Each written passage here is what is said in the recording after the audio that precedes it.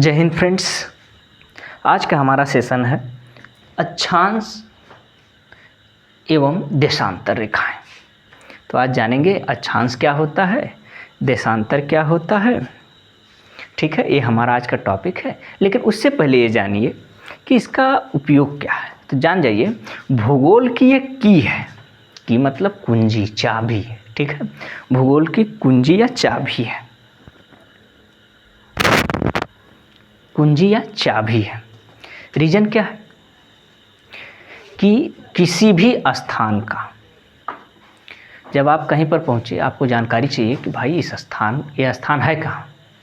आप वहां पहुंच भी गए लेकिन किसी से बताना कैसे है, और किसी का सीमा निर्धारण करना है कि ये इधर ये गांव है, इधर ये गांव है, इधर ये देश है, इधर ये देश है, ये बॉर्डर है। तो स्थिति का कैसे, किसी स्थान की स्थिति का निर्धारण किस प्रकार से होगा। तो किसी स्थान पर स्थिति का निर्धारण करने का दो तरीका है। कितने तरीका है? दो तरीका है।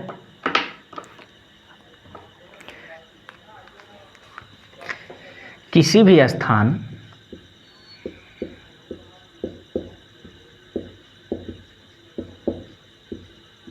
का स्थिति निर्धारण,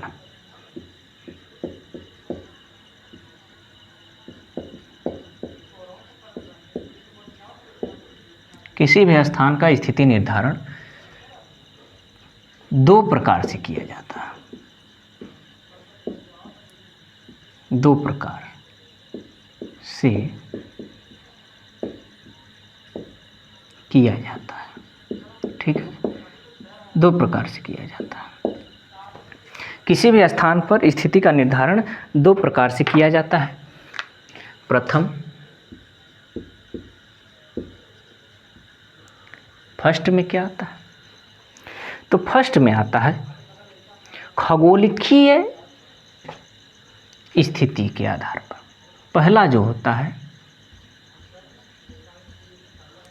खगोलीय स्थिति के आधार पर, इसी को कहते हैं एस्ट्रोनॉमिकल लोकेशन। ठीक है, तो पहला है खगोलीय स्थिति।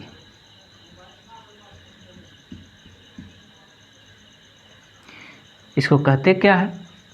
एस्ट्रोनॉमिकल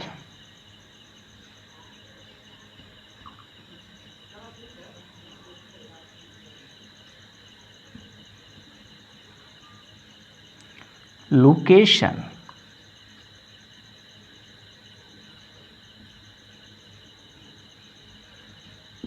ठीक, एस्ट्रोनॉमिकल लोकेशन,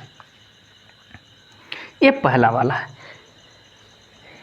इस आधार पर इसमें क्या क्या आता है? तो इसमें दो चीज़ें आती हैं। क्या आती है? अक्षांश एवं देशांतर के आधार पर आप किसी स्थान की लोकेशन पता करते हैं। ठीक है, इसमें अक्षांश और देशांतर के आधार पर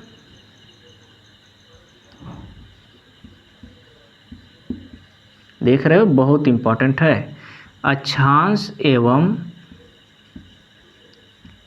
देशांतर के आधार पर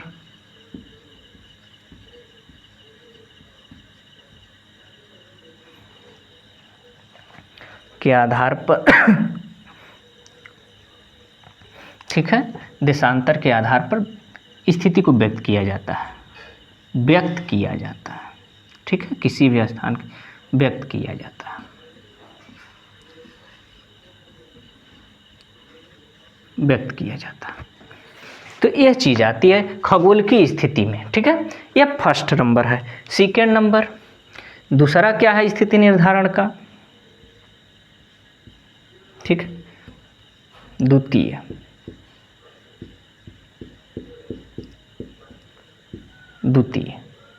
द्वितीय कौन सा इसका प्रकार है? तो द्वितीय इसका प्रकार है भौगोलिक स्थिति। द्वितीय इसका प्रकार कौन है? भौगोलिक।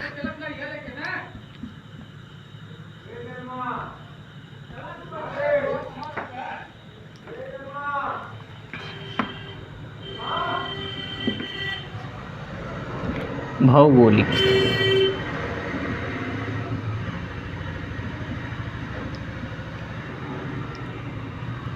भौगोलिक स्थिति,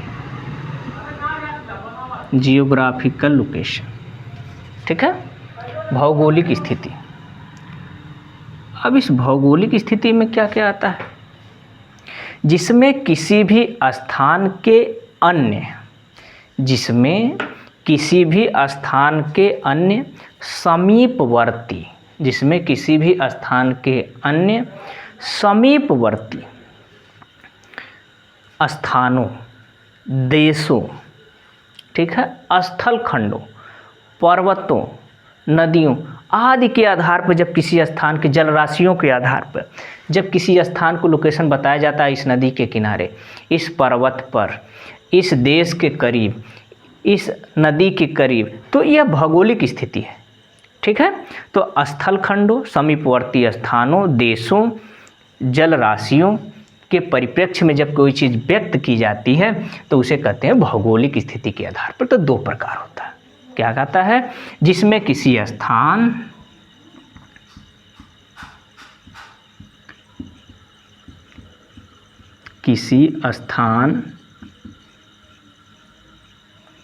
जिसमें किसी स्थान को अन्य समीपवर्ती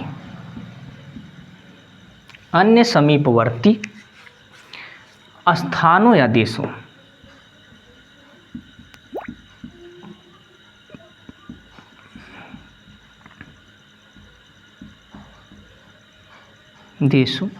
या दशा,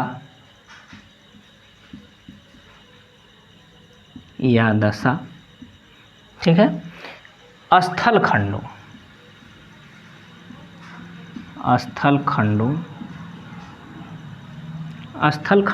और क्या आता है, तथा जल राशियों के परिप्रेक्ष्य में।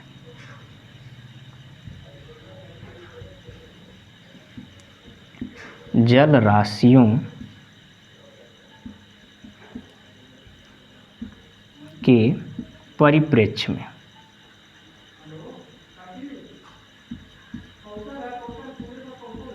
जल राशियों के परिप्रेक्ष्य में व्यक्त किया जाता है,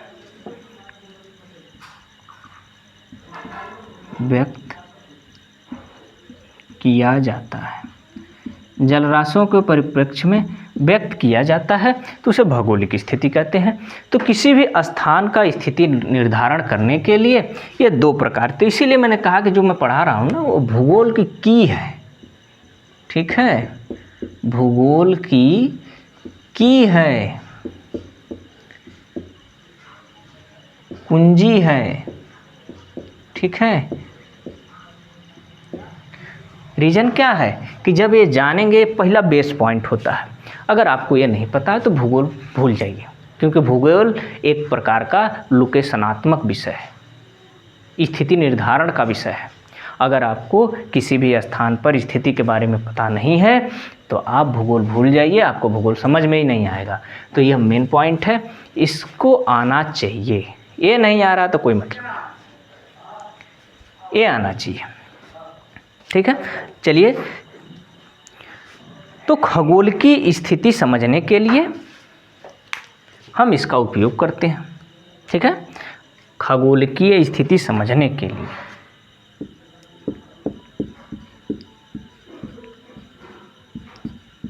खगोल की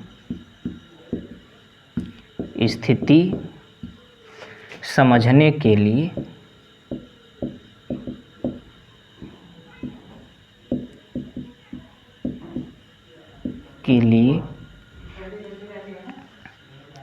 ग्लोब या मानचित्र पर समझा जा सकता है। ग्लोब या मानचित्र पर समझा जा सकता है।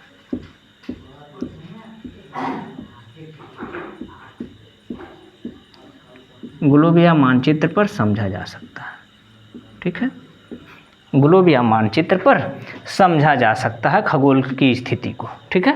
समझने के लिए ग्लोब या मानचित्र पर इसे समझा जा सकता है। परंतु अक्षांश और देशांतर रेखाओं का जाल यदि आपको समझ में नहीं आए, अक्षांश और देशांतर रेखाओं का जो जाल है, तो जैसे मछली नहीं फंसती है फनिया में, उसी तरह गर्दन फंस जाएगी और न निगलता बनेगा न उगलता बनेगा। तो वही कहोगे। तो इसमें क्या होता है, यदि आपको बिंदु रेखा, बिंदु और इसमें रेखा की दशा पता नहीं है, बिंदु और रेखा की दशा यदि अक्षांश और देशांतर में पता नहीं है, तो फनिया लगेगी गर्दन में।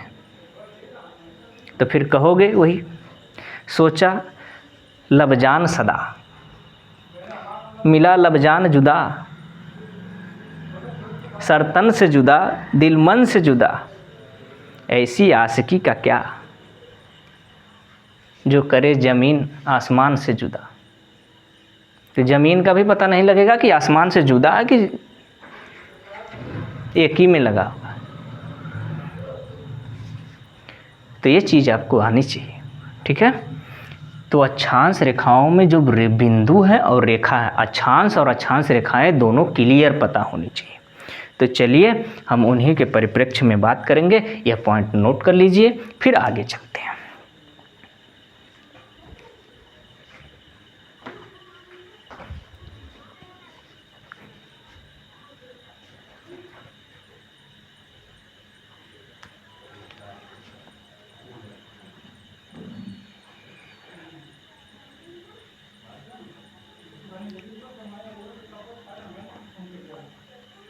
ठीक है, कट तो नहीं रहा है, ठीक दिख रहा है।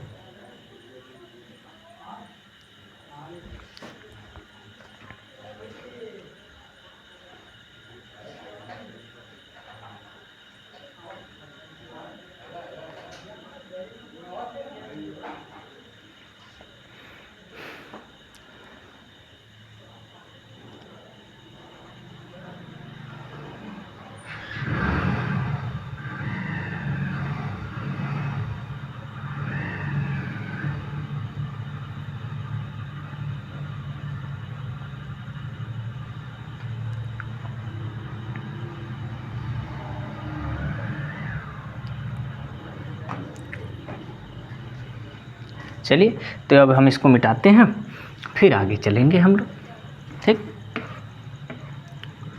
उम्मीद है कमेंट बॉक्स में कमेंट कर दिया करो, थोड़ा सपोर्ट बनाओ भाई का। आप सपोर्ट बनाओगे तो वीडियो लाता रहूँ।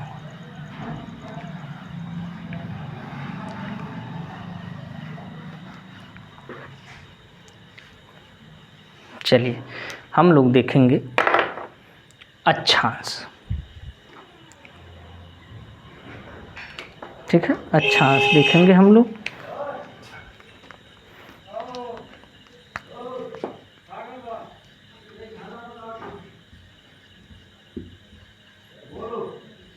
अक्षांश,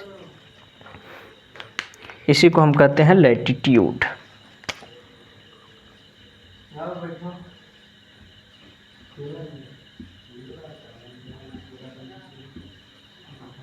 लैटिट्यूड, ठीक है, लैटिट्यूड। तो किसी गोल या ग्लोब या मानचित्र पर उत्तर से दक्षिण किसी गोल, ग्लोब या मानचित्र पर उत्तर से दक्षिण,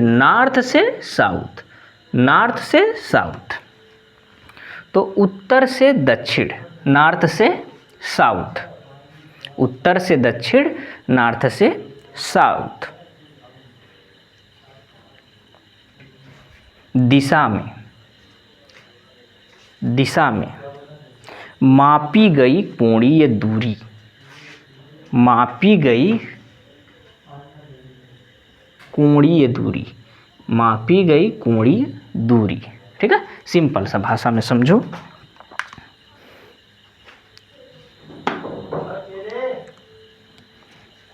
एक बनाते हैं हम वृत्त। तो पहली बात हो गई, किसी ग्लोब या गोल वाले भी बात हो रही है।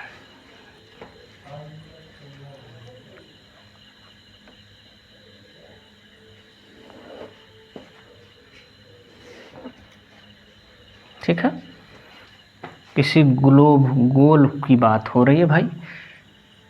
तो यह कुछ टर्म कंडीशन है। एक वृत्त है, दिख रहा होगा,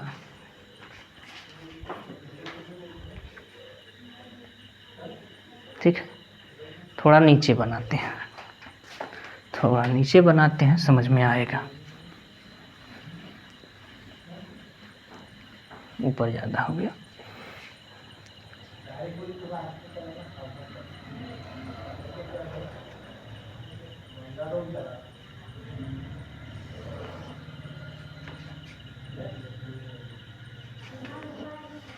ठीक, ये वृत्त हो गया।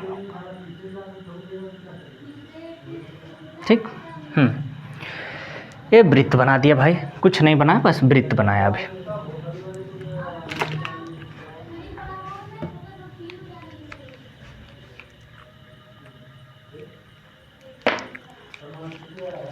अब ध्यान से देखिएगा, यही मेन पॉइंट है। तो किसी गोल वृत्त या ग्लोब पर ऐसा है, ठीक है, ये ग्लोब है। किसी गोल वृत्त या ग्लोब पर, किसी गोल ग्लोब या मानचित्र पर उत्तर से दक्षिण, उत्तर से दक्षिण, यह वाला पॉइंट हमेशा नॉर्थ होता है, यह वाला पॉइंट हमेशा साउथ होता है। यह नॉर्थ, यह साउथ, यह नॉर्थ, यह साउथ, यानी ऊपर वाला नॉर्थ होगा, नीचे वाला साउथ। दिशा में मापी गई कोणीय दूरियां होती हैं, ठीक है, मापी गई कोणीय दूरियां होती हैं।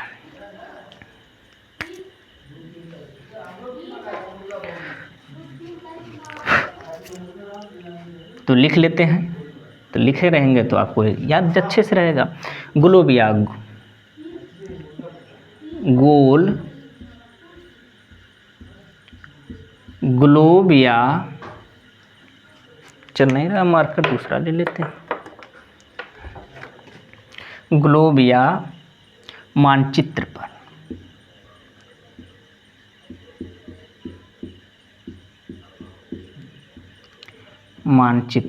ग्लोब या मानचित्र पर उत्तर से दक्षिण,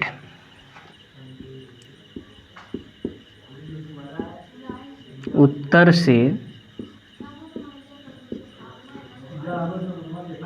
दक्षिण, उत्तर से दक्षिण दिशा में, उत्तर से दक्षिण दिशा में मापी गई कोणीय दूरी, ठीक है, मापी गई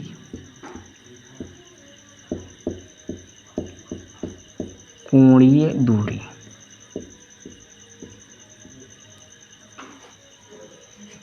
या दूरियां होती हैं, या दूरियां होती हैं, ये ठीक बैठेगा, दूरियां होती हैं, मापी गई कोणीय दूरियां होती हैं, ठीक है, यह चीज है। तो ग्लोब या मानचित्र पर उत्तर से दक्षिण दिशा में, यानी यह नॉर्थ पॉइंट है, यह नॉर्थ है, यह साउथ है, ठीक है, उत्तर दक्षिण दिशा में। तो दिशा का मतलब ऐसे होगी दिशा, ठीक है, या तो इधर या तो इधर, नॉर्थ पॉइंट और साउथ पॉइंट। इतना चीज दूरियां होती है, कोणीय दूरी होती है, और कुछ है वो नहीं, ठीक है, ज़्यादा टेंशन लेने की जरूरत नहीं। अब एक चीज़ समझना, यहाँ हमने कुछ चित्र बनाया है। उत्तरी ध्रुव, ये हमने नॉर्थ बोल दिया तो मतलब इसे उत्तरी ध्रुव, यन का मतलब क्या है, उत्तरी ध्रुव,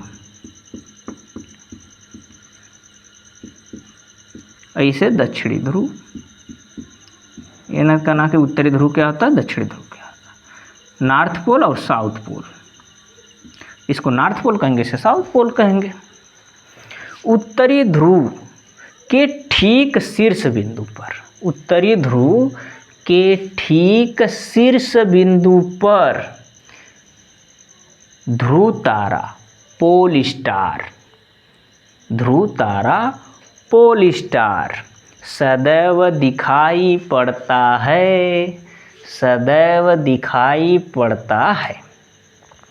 तो जब कभी शादी ब्याह में जाते हैं ना, तो शादी ब्याह में जब भोर होने लगता है, मुझे लगता है कि भोर होने लगता है, दूल्हा दुल्हन को जब सिंदूरदान होता है तो सुबह सुबह ऐसा माहौल दिखता है कि देखो कोई कह रहा है कितना बजा है, तो लोग तारा देख के बता देते हैं। क्यों? क्योंकि सुबह को दिखाई देता है, हम लोगों के एरिया से भी सुबह को भोरे भोरे दिखाई देता है। लेकिन अगर यहीं कोई व्यक्ति खड़ा है तो इसको तो हमेशा दिखेगा। तो जो गणितज्ञ थे, जो वैज्ञानिक सब थे, उन्होंने कहा कि भाई ये तो हमेशा दिखाई देता है, क्यों ना इसी के आधार पे कुछ बना लिया जाए। तो यह सदैव दिखाई देता है, उत्तरी ध्रुव पर सदैव दिखाई पड़ता है। यानी ध्रुव तारा है तो इसकी किरण भी पड़ेगी। अब ये ध्रुव तारा है तो इसकी किरण तो पड़ेगी ना भाई, तो किसी स्थान पर सीधा पड़ेगी 90 डिग्री, किसी स्थान पर सीधा पड़ेगी 90 डिग्री। तो ध्रुव तारा की किरणें उत्तरी ध्रुव पर समकोण बनाती हुई एकदम बीच में गिरेगी। बात समझ में आया? चलिए यहाँ पर फिगर में देखो, यहाँ कोई ध्रुव तारा है,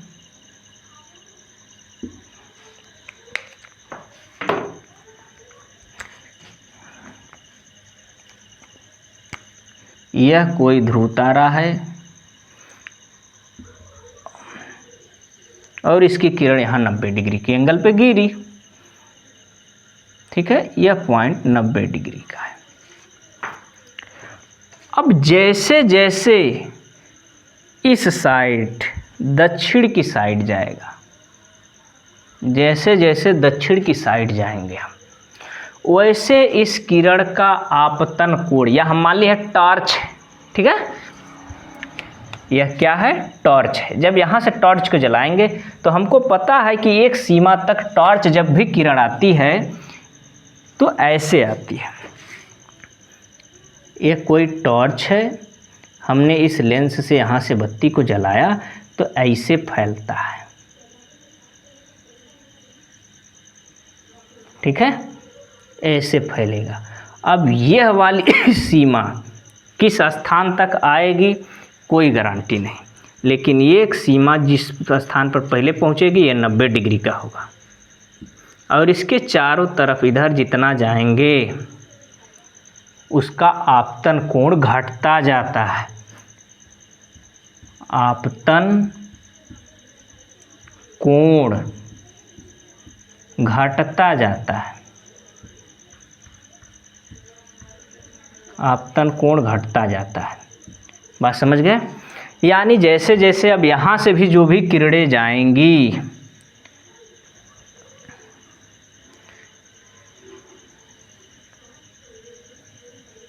जैसे जैसे हम दक्षिण की साइड जाएंगे इसका आपतन कोण घटता जाएगा, इसका आपतन कोण घटता जाएगा। ठीक है, और लास्ट में कोई ऐसी सीमा आएगी जिसके बाद कोई कोण नहीं।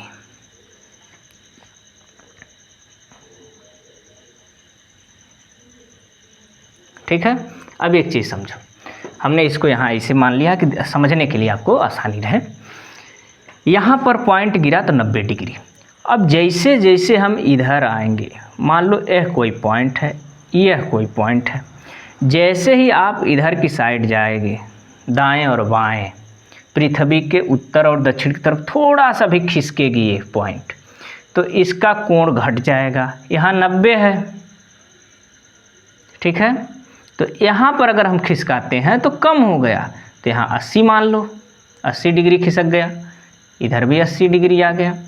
फिर इसी तरह से 80 होगा, फिर इधर मान लो यहाँ पर 60 हो जा रहा है, या और घटेगा तो 40 इधर आ गए। ठीक है, 40, 50, 60, 70 इस तरह से करते हुए कोण घटेगा और लास्ट में एक ऐसी सीमा आएगी, एक ऐसी सीमा रेखा आएगी जहाँ पर कोण 0 डिग्री हो जाएगा। जहाँ पर कोण जो है ना 0 डिग्री, कुछ पड़बे नहीं करेगा बेचारा, एकदम 0 खत्म। एक सीमा ऐसी आएगी जहाँ पर किरण का कोण 0 हो जाएगा, यानी अपने इस बिंदु को प्राप्त कर चुका होगा कोई भी। जब भी टॉर्च बारेंगे एक सीमा तक एक घेरा बना करके उसको ढक सकता है। एक मूंगफली लीजिए, ठीक है, या हम कहें अगर इस तरह का कोई पेज है,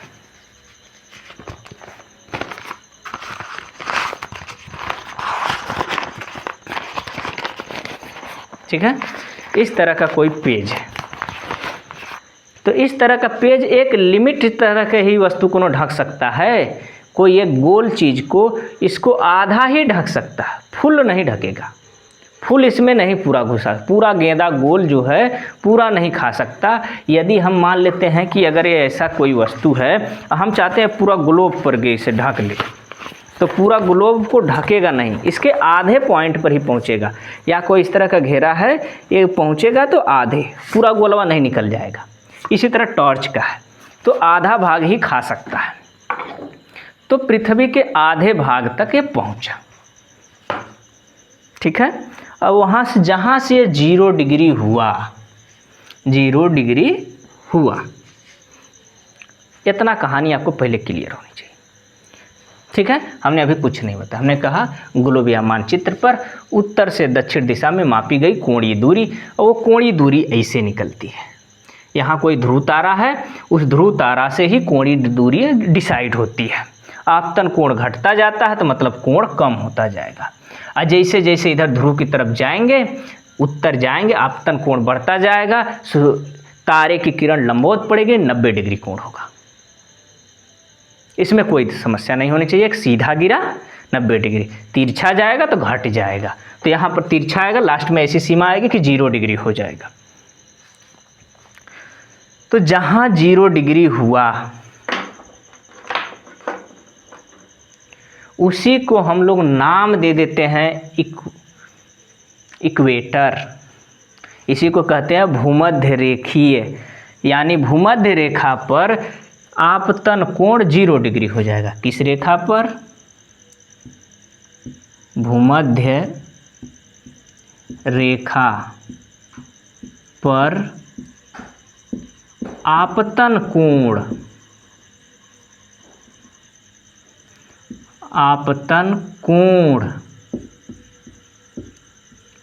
0 डिग्री होता है, ठीक है, 0 डिग्री, इसीलिए इसे 0 डिग्री अक्षांश कहते हैं।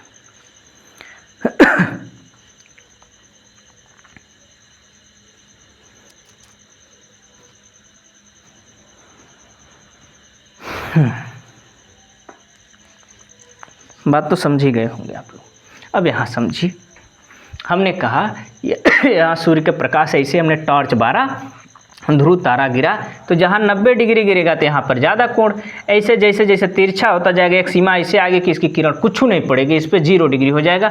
तो बीच से हम मान लेंगे कि भैया एक इस पॉइंट पर ख़त्म हो गया किरण, एक इस पॉइंट पर ख़त्म हो गया, तो दोनों कैसे मिलाकर जैसे खींच दोगे, यही है इक्वेटर, ठीक है, यही है इक्वेटर। अब यहाँ समझ लो कि जो इस पॉइंट से गिरेगा किसी ना किसी इस रेखा पर समाप्त हो जाएगा। चलिए थोड़ा और समझते हैं, थोड़ा और समझते हैं।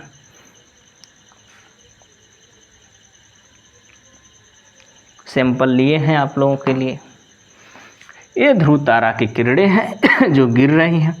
लास्ट में एक ऐसा सीमा आया है, यहाँ पर देखो, लास्ट में एक ऐसा सीमा आया है जहाँ से इसकी किरणें ख़त्म हो गई भाई, कि इसके ऊपर नहीं, आगे नहीं जा सकते। जब इस तरह का होलोग्राम ख़त्म हो जाएगा तो किरण तिरछी बाहर निकल जाएगी, इस पर पूरी नहीं पड़ेगी, तो जहाँ नहीं पड़ेगी वही 0 डिग्री, उसी को कहेंगे भूमध्य रेखा, उसी को कहेंगे भूमध्य रेखा।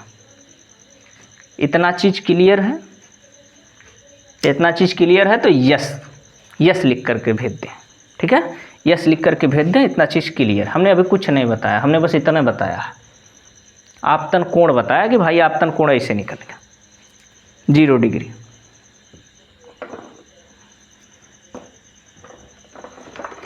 ये 0 डिग्री अक्षांश पर खींची गई भूमध्य रेखा विषुवत रेखा कहलाती है, इक्वेटर कहलाती है, बस। ठीक है, इसी को हम इक्वेटर कहते हैं। यानी कोई घेरा बना होगा ना लास्ट में जा कर के, पृथ्वी की उस साइड भी इस साइड भी, तो जैसे यहाँ पर है, ये जो सूर्य की किरण जहाँ ख़त्म हो गई ना, ये रेड रेड करके है। ठीक है, रेड रेड करके हमने इसे वृत्त बना दिया भाई, कि यहाँ पर ख़त्म हो गई, यहाँ पर ख़त्म हो गई, यहाँ पर ख़त्म हो गई। तो जहाँ ख़त्म हो गई वह 0 डिग्री, जहाँ पर ख़त्म हो गई वह 0 डिग्री। तो 0 डिग्री ध्यान से देख लो, पूरे पृथ्वी को ऐसे खींचा गया है, पूरे पृथ्वी या ग्लोब पर खींचा गया, धरती पर वास्तविक नहीं है। ठीक है, एक चीज़ क्लियर समझ, धरती पर वास्तविक नहीं है।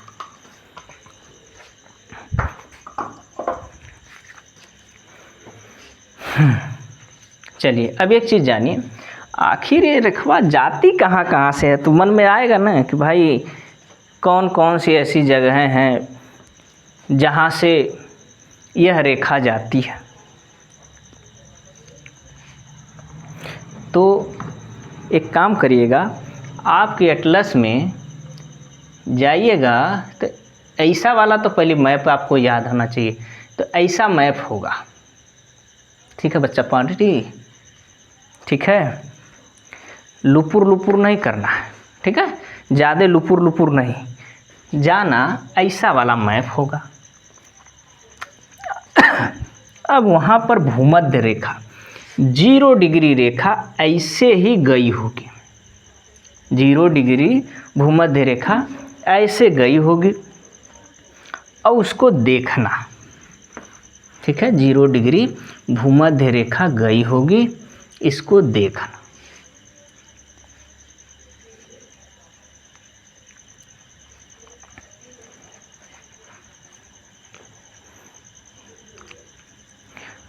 किन किन स्थानों से गया है, तो हम वो चीज़ लिखेंगे। यह है दक्षिणी अमेरिका। ठीक है, दक्षिणी अमेरिका। तो दक्षिणी अमेरिका का पार्ट कौन कौन सा आता है?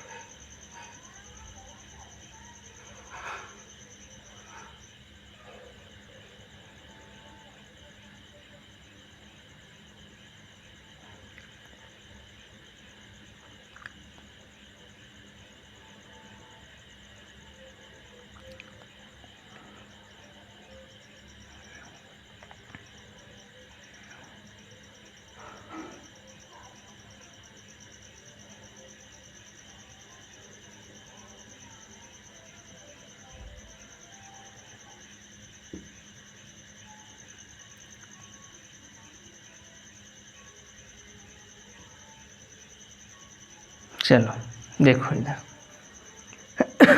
तो दक्षिणी अमेरिका में 3 जगह याद रखना, कौन कौन स्थान है। तो आपका होगा इक्वाडोर, कोलंबिया, ब्राज़ील। ये वाला भाग इक्वाडोर, एक कोलंबिया और एक ब्राज़ील। तो यह वाला इक्वाडोर, पहले पूरा बना लेते हैं, एक ही बार में समझा देंगे, दिक्कत नहीं। ठीक है, पूरा मैप यहाँ है, थोड़ा सा यहाँ बनाएंगे कौन कौन से स्थान से होकर के जा रहा है।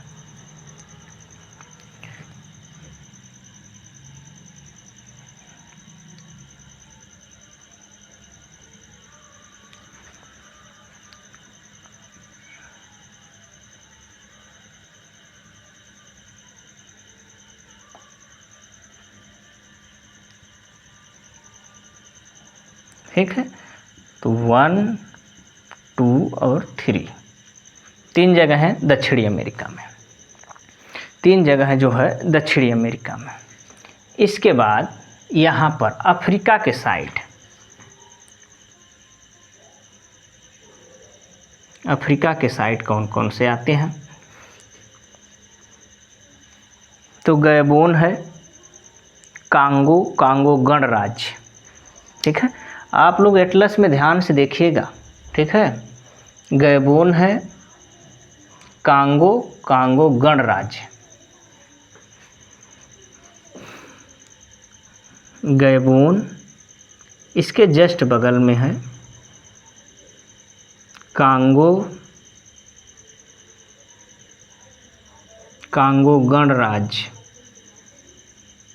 ठीक, कांगो गणराज्य। इसके बाद युगांडा, केन्या,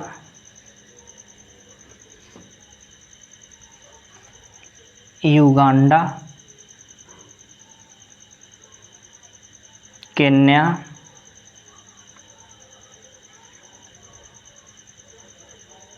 सोमालिया,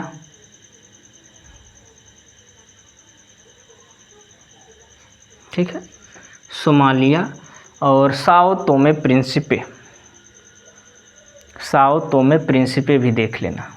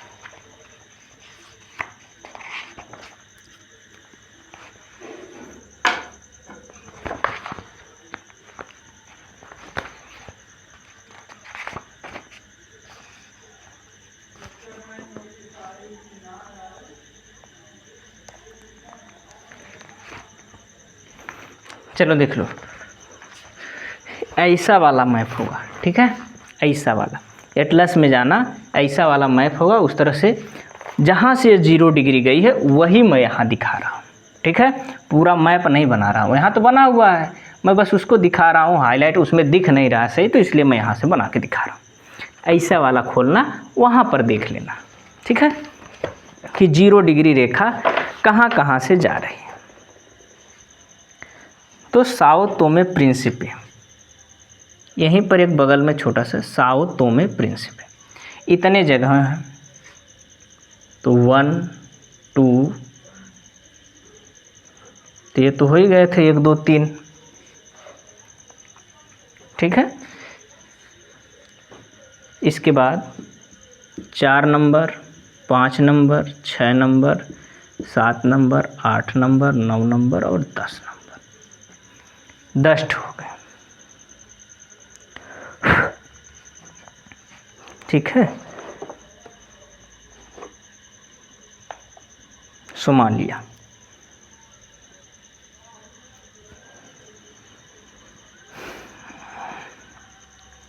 चले आगे देखते हैं, आगे और कहाँ है, इंडोनेशिया है, ठीक है, मालदीव है, इंडोनेशिया है, किरिबाती है। भारत के साइड जाओगे तो वहाँ मिल जाएगा मालदीव, इंडोनेशिया, किरिबाती, किरिबाती, जाके हाईलाइट कर लेना फट से, यहाँ लिख दे रहे हैं। फर्स्ट नंबर पे कौन सा है, इक्वाडोर, कोलंबिया, ब्राज़ील, ये है इक्वाडोर, इक्वाडोर, ठीक है, जहाँ से यह रेखा जाती है, ठीक है, 0 डिग्री रेखा कहाँ कहाँ किन किन देशों से होकर के जाती है वही देश लिख रहा है, इक्वाडोर, ठीक है, इक्वाडोर के बाद कोलंबिया,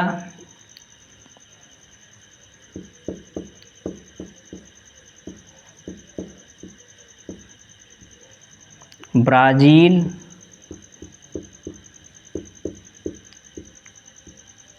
दिख रहा है ना जी? ठीक। ब्राज़ील, यह वाला द्वीप देखना यहीं पे होगा, साओ तोमे प्रिंसिपे, साओ तोमे प्रिंसिपे, ठीक है। 5वां नंबर गैबोन, गिनी के बगल में होगा, गिनी गैबोन। 6वां नंबर कांगो,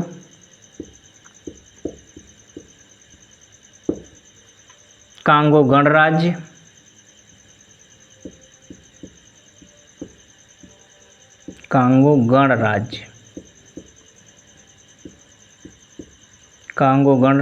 8वां इधर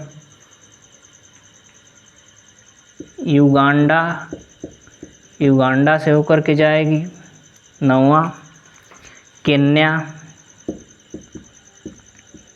इधर 10वां नंबर सोमालिया,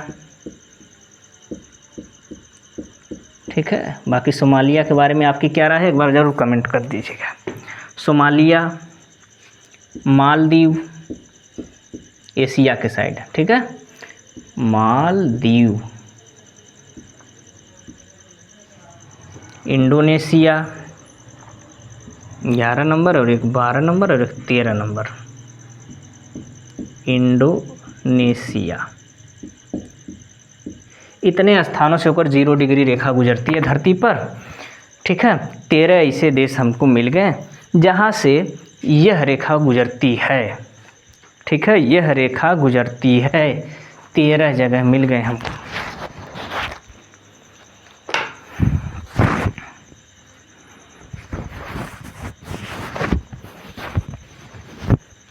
तेरह जगह ऐसे हैं जहाँ से यह रेखा गुजरती है, ठीक है। तो 13 ऐसे जगह हैं जहाँ से 0 डिग्री रेखा गुजरती है।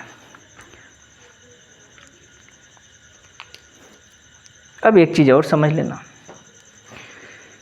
ये जो रेखा है तो ये तो गोल वाला है, जब गोल गोल स्थान गिरा है तब न है, तो इसकी लंबाई कितना है, चौड़ाई कितना है, इसके बारे में भी जानकारी रखना पड़ेगा।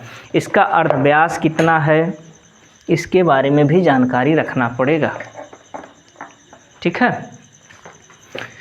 तो ये चीज़ ऐसा है। अब जब ये 0 डिग्री रेखा गिरी होगी तो इस तरह गोल गोल में भी गिरा होगा ना, ऐसे। तो 0 डिग्री रेखा जो गिरी होगी तो इसका एक अर्धव्यास, तो ये जो बीच का हमने केवल ऐसे खींचेंगे, सीधी रेखा एक खींच दी।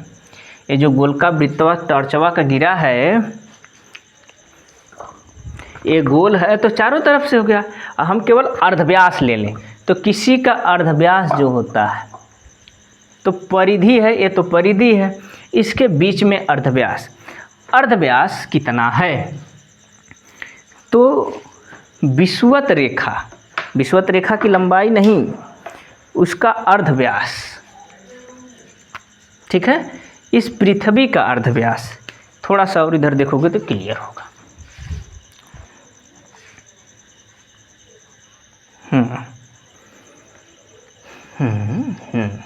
अर्धव्यास देख रहा है ना, ऐसे काटा है तो ऐसे वाला जो भाग काटा है, ठीक है, ऐसे जो हम भाग अगर काट दिए तो अर्धव्यास हो गया, मतलब आधा हिस्सा उड़ा दो भाई, तो अर्धव्यास, तो ऐसे वाला जो हिस्सा देख रहे हो अर्धव्यास, इसकी लंबाई कितना है, ठीक है। भूमध्य रेखीय व्यास की लंबाई कितनी है, तो ये जो भूमध्य रेखी है इसकी व्यास की जो लंबाई है वो है 12,755.6 किलोमीटर। इसकी जो लंबाई है 12,755.6 किलोमीटर, 12,755.6 किलोमीटर इसका व्यास है, इसका विषुवत रेखीय व्यास, विषुवत रेखीय व्यास, विषुवत रेखीय व्यास, ठीक है। विषुवत-रेखीय व्यास कितना है इसका? 12,755। इस रेखा की लंबाई नहीं बता रहे हैं कि पूरा गोल गोल की है। अर्धव्यास, इस पृथ्वी का अर्धव्यास आधा कर दिए, तो इसका जो है 12,755 है। इसका विषुवत रेखा की जो लंबाई है, एकदम सीधी रेखा खींच दो तो व्यास जो है, इसी को हम व्यास कहते हैं। जैसे एक वृत्त है, ठीक है, एक वृत्त है, अब बीच से इसे काट दी तो अर्धव्यास हो जाता है। तो उसी व्यास की बात हो रही है, ठीक है, उसी व्यास की बात हो रही है। तो कितना है? 12,755.6। यही चीज़ ध्रुव पर है। ये ध्रुव जो है ना, ध्रुव, इसको स्टार पॉइंट से दर्शा देता हूँ, ऐसे ऐसे ऐसे, ठीक है। ये जो ध्रुव है, इसका भी तो अर्धव्यास है, इसका भी तो अर्धव्यास होगा ना भाई। कि ऐसे अगर रेखा खींचेंगे कि जैसे कोई ध्रुवीय क्षेत्र है, ठीक है, और इस तरह से कोई है, हमने इसको ऐसे खींच दिया, यह वाला भाग ऐसे था कटा हुआ, तो हमने इसमें बीच से अर्धव्यास खींचा तो आई लंबाई इतना 12,755.6 किलोमीटर। तो इसको भी अगर इस तरह से अर्धव्यास खींचेंगे तो इसका भी व्यास निकल के आ जाएगा। इसको कहते हैं हम ध्रुवीय व्यास, ध्रुवीय व्यास। तो इस वाले ध्रुवीय व्यास की लंबाई कितनी है? ठीक है, ध्रुवीय व्यास, ठीक है, ध्रुवीय व्यास कितना है? तो 12,712 किलोमीटर है, ठीक है, 12,712 किलोमीटर, 12,712 किलोमीटर ध्रुवीय व्यास है। और विषुवत-रेखीय व्यास 12,755 है। दोनों के बीच अंतर कितना है? दोनों के बीच अंतर कितना है?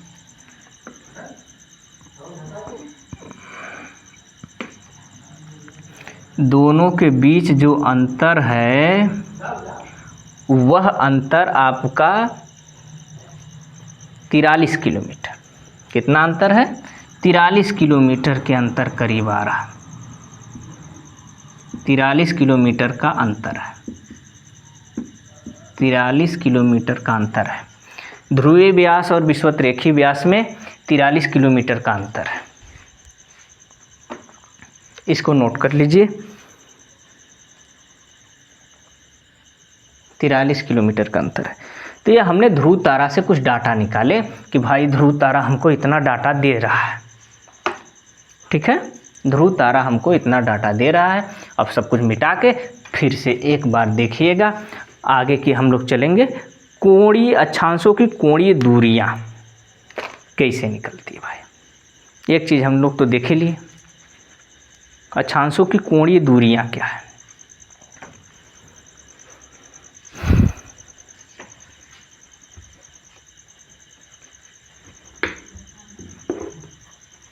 अक्षांशों की कोणीय दूरियां,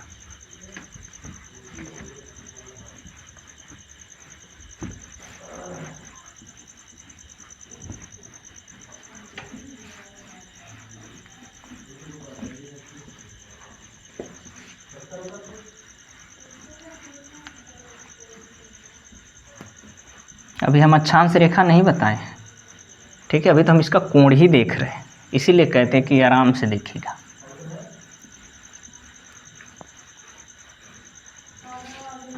अक्षांशों की कोणीय दूरियां,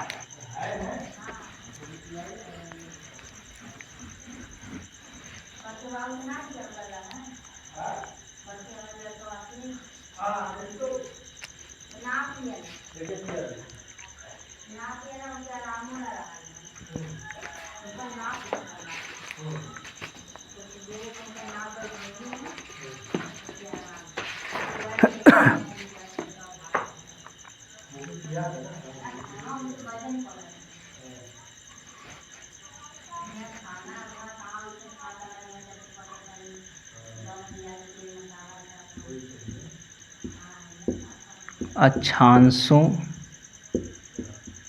की कोणीय दूरियां, इसको भी जानना आवश्यक है। अक्षांशों की कोणीय दूरियां, ठीक है। पृथ्वी की ध्रुवीय परिधि की लंबाई पहले जानना पड़ेगा।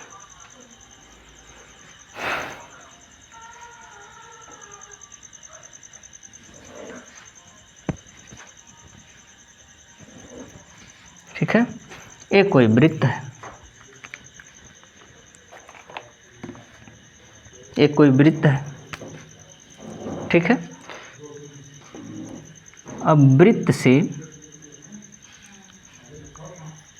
इस पॉइंट, तो एक पॉइंट से हमने ऐसा देखा, तो जब एक पॉइंट से देखते हैं तो नीचे भी ध्रुव है, तो दक्षिणी ध्रुव है, तो उत्तरी ध्रुव दक्षिणी ध्रुव सेम विपरीत, इसके जैसा डिग्री 90 डिग्री यहाँ तक आया है, 90 डिग्री यहाँ इस पॉइंट पर है, तो 90 डिग्री इस पॉइंट पर भी है, ठीक है, 90 डिग्री इस पॉइंट पर भी है। अब पृथ्वी के ध्रुवीय परिधि, पृथ्वी की जो ध्रुवीय परिधि की लंबाई कितनी है, तो यहाँ से यहाँ तक, ठीक है, इस पॉइंट से लेकर के यहाँ तक कितनी लंबाई है, तो टोटल लंबाई है 40,008 किलोमीटर। इसके जो ध्रुवीय परिधि की लंबाई है, ध्रुवीय परिधि,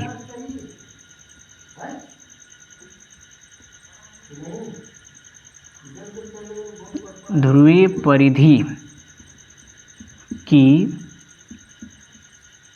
लंबाई, ध्रुवीय परिधि की लंबाई कितनी है, तो 40,008 किलोमीटर। कितना है, 40,008 किलोमीटर। इकाई, दहाई, सैकड़ा, हजार, 10,000, ठीक। 40,008 किलोमीटर टोटल परिधि का है,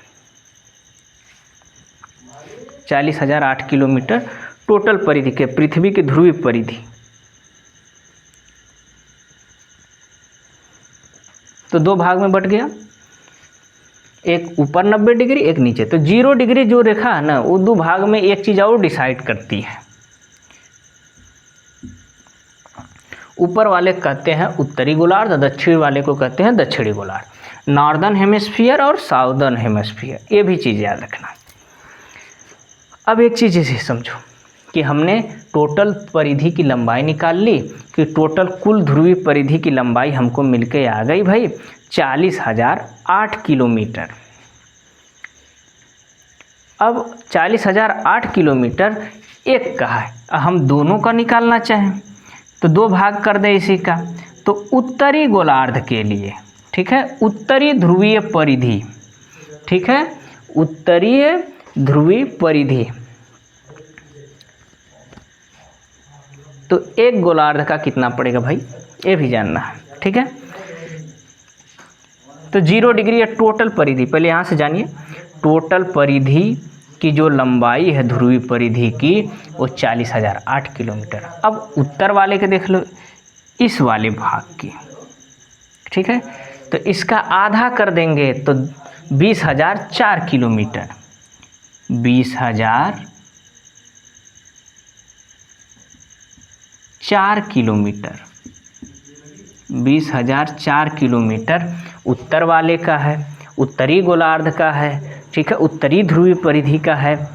और इस वाले भाग को भी तो होगा 20,004 किलोमीटर, 20,004 किलोमीटर, 20,004 किलोमीटर दो भाग। हमने कहा ये टोटल परिधि है, उसके दो भाग में बांट दिए, ठीक है। तो हमको पता लग गया कि यहाँ से यहाँ तक आने में ये जो टोटल परिधि की लंबाई है, यह निकल के आई 20,004। यह तो कितना डिग्री का निकल के आया, टोटल यहाँ से यहाँ तक 180 होता है ना। वृत्त देखे, चाँद देखे ही होंगे, ऐसे वाला कोई भाग है तो यहाँ मान लेते हैं 90 डिग्री, तो यहाँ 0 से स्टार्ट होगा और यहाँ 180 तक जाएगा। ये परिधि बताता है, परिधि, ठीक है। टोटल 360 होता है, वही चीज़ हुआ हम यहाँ दिखा रहे थे। ठीक है,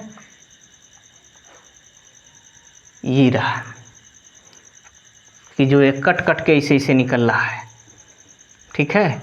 तो वह चीज़ जो है किसी भी इस तरह से, अब इसको हम 2 बराबर भागों में बांट देते हैं। तो जब 2 बराबर भाग में बांट देंगे तो हमको एक का निकल के आ जाएगा 90 डिग्री 90 डिग्री।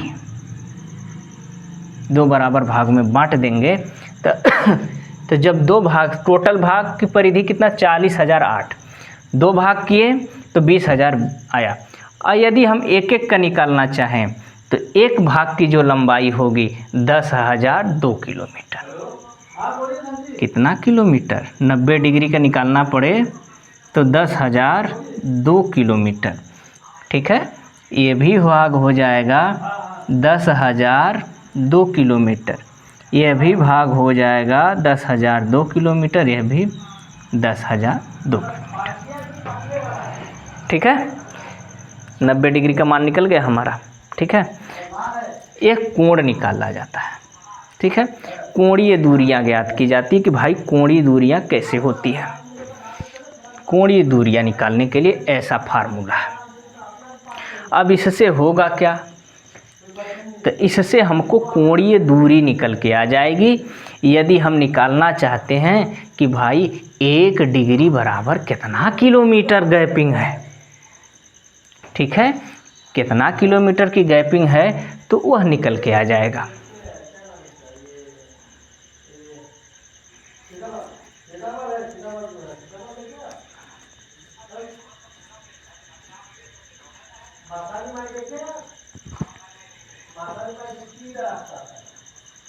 ठीक है,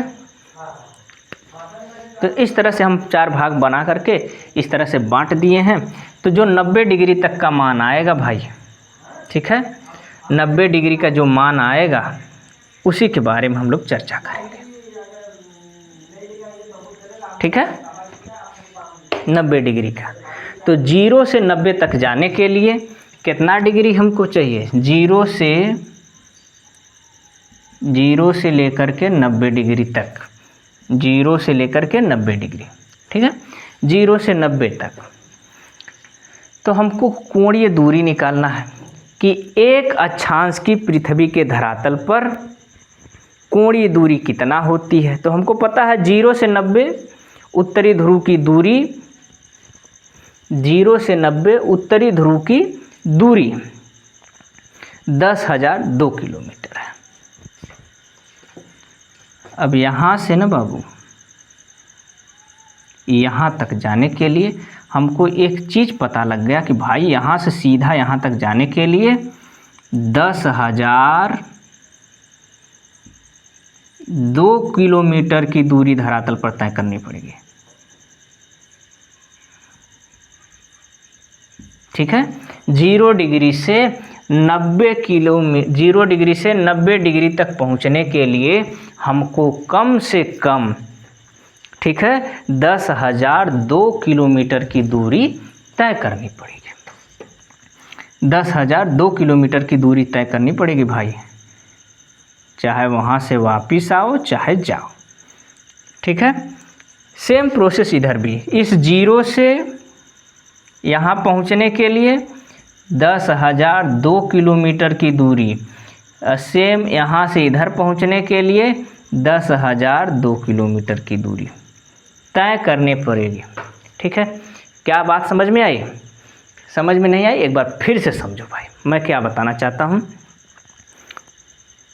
कि 0 डिग्री उत्तरी ध्रुव की दूरी जो है, 0 डिग्री से 90 डिग्री तक की उत्तरी ध्रुव की जो दूरी है वो 10,002 किलोमीटर आई। क्यों आई? तो हमने अभी इस तरह के भाग बांट के देखे इसकी परिधि को, ठीक है, टोटल भाग बांट के देखें कि टोटल ध्रुवीय परिधि की लंबाई 40,008 किलोमीटर, और जब हमने इसको उत्तरी गोलार्ध दक्षिण गोलार्ध में बांटा तो हमको पता लगा 20,004 किलोमीटर। फिर हमने जब 90 डिग्री का निकाला तो 90 डिग्री पे हमको दूरी निकल के आ गई 10,002 किलोमीटर। यानी हम 0 डिग्री से 90 डिग्री तक पहुंचना चाहते हैं तो कितना किलोमीटर ट्रेवल करना पड़ेगा? तो 0 डिग्री से इस पॉइंट तक पहुंचने के लिए कम से कम आपको 10,002 किलोमीटर की दूरी तय करनी पड़ेगी। यही 10,002 किलोमीटर की दूरी तय करनी पड़ेगी। अब आप बता सकते हैं कि इसमें अक्षांश कैसे, 1 डिग्री अक्षांश की धरातली दूरी क्या होगी। तो 1 डिग्री